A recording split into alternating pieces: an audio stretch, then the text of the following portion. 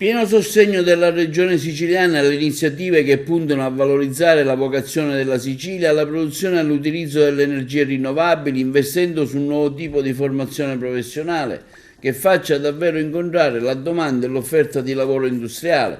Questo quanto dichiarato dal Presidente della Regione Schifani, che è intervenuto in un'apertura del convegno Opportunità di utilizzo dell'idrogeno in Sicilia, organizzato dall'Università di Catania e Dipartimento di Ingegneria.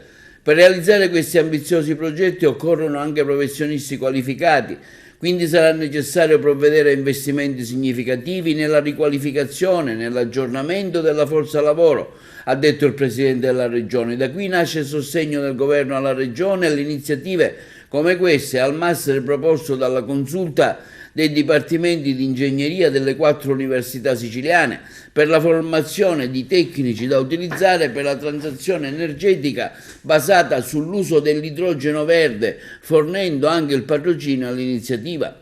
Credo molto nella sinergia tra la formazione e le istituzioni, ha aggiunto il Presidente.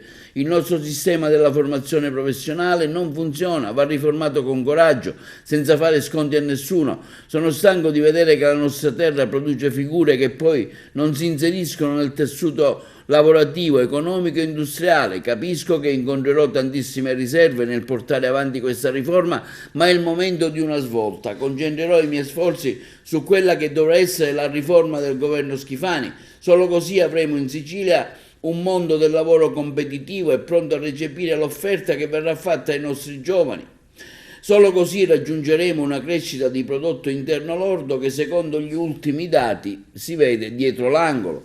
Schifani ha poi ribadito l'importanza di trasformare l'isola nell'hub energetico dell'Europa, partendo proprio sulle fonti rinnovabili. Tra i punti fondamentali della strategia al governo sull'idrogeno, ha aggiunto Schifani, rendere la Sicilia un'area di eccellenza per lo sviluppo delle tecnologie connesse all'idrogeno, sostenere gli investimenti delle filiere industriali nei comparti dove la tecnologia idrogeno può essere applicata, valorizzare il sistema dell'innovazione e dell'industria regionale e le sue specializzazioni, favorendone così la connessione nelle filiere nazionali ed europee.